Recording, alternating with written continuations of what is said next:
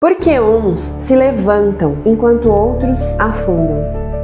Você já se perguntou por que algumas pessoas conseguem se levantar depois das maiores pancadas da vida, enquanto outras se afundam? A ciência tem respostas muito claras para isso. E é sobre isso que a gente vai falar hoje. Se esse tipo de conteúdo faz sentido para você, já se inscreve aqui no nosso canal. Aqui a gente fala sobre neurociência aplicada, mentalidade de crescimento, reprogramação mental e sim, também sobre a lei da atração, com ciência. Eu sou a Elaine Magalhães, eu sou apaixonada por neurociência e comportamento humano. E hoje eu vou te mostrar o que a ciência diz sobre resiliência e força mental. E eu vou te contar a história real de um homem que virou um símbolo mundial da superação, Karol Takacs. Em 1938, Karol Takacs era o melhor atirador de pistola do mundo. Ele era destro, então era a mão com que ele atirava. Ele já tinha ganhado vários campeonatos, inclusive ele já era medalhista olímpico. Ele já tinha ganhado a medalha de ouro em uma Olimpíada. Mas um acidente militar fez com que ele perdesse justamente a mão com que ele atirava. Qualquer pessoa comum teria desistido. Bom, Takacs ficou um mês internado e ao sair do hospital, ele começou a treinar escondido, com a mão esquerda. Em menos de um ano, ele surpreendeu o país ao vencer um campeonato húngaro nacional. Takacs se recusou a ser vítima da própria história. E hoje ele é lembrado como símbolo de resiliência, de disciplina e de força mental. Mas afinal, o que é resiliência? Ao contrário do que muita gente pensa, não é sobre ser inabalável. Resiliência, sob a ótica da neurociência, é a capacidade de você se adaptar, de adaptar o seu comportamento e as suas emoções frente às situações desafiadoras. É uma flexibilidade mental. Isso não é um dom, isso é um treino. Então é possível você desenvolver a resiliência. Só que tem um fator que destrói a força mental das pessoas: a postura vitimista. E isso não sou só eu que digo. A pesquisadora Amy Morin diz isso no seu livro O que pessoas mentalmente fortes não fazem. E eu recomendo fortemente a leitura desse livro para vocês. E o psicólogo Scott Barry Kaufman,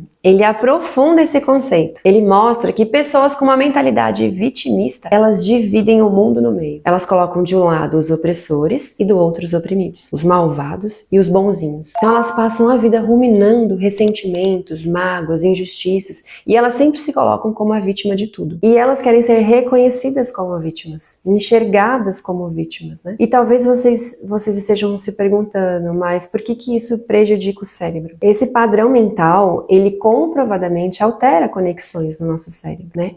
O foco excessivo no passado negativo vai ativar áreas ligadas à ruminação emocional e bloqueia o nosso sistema de recompensa. Isso vai afetar a nossa motivação, afeta a autoestima, afeta a tomada de decisão. Então, qual que é o resultado disso? Pessoas paralisadas, frustradas, amargas. E eu não estou dizendo que vítimas não existem. Claro que existem. Pessoas que são vítimas de circunstâncias difíceis ou que são vítimas da maldade de pessoas mau caráter, né? Mas isso não significa que você deve adotar uma postura vitimista de se colocar em situação de vítima em todas as circunstâncias da vida. O psicólogo Scott Barry Kaufman, que eu citei anteriormente, em seus estudos científicos sobre o vitimismo, ele demonstra que pessoas com essa tendência ao vitimismo, mesmo que não tenham passado por situações realmente difíceis, elas podem adotar uma postura vitimista. E se eu dissesse para vocês que existe uma alternativa, chamada protagonismo emocional? Ser protagonista da própria história não significa ignorar injustiças, mas entender que você é o responsável pela forma como você reage e se posiciona diante da vida. Pessoas mentalmente fortes, elas não entregam o controle emocional das suas vidas nas mãos dos outros. Elas escolhem agir e não reagir. A primeira lição do livro da Amy Morin, que eu falei anteriormente,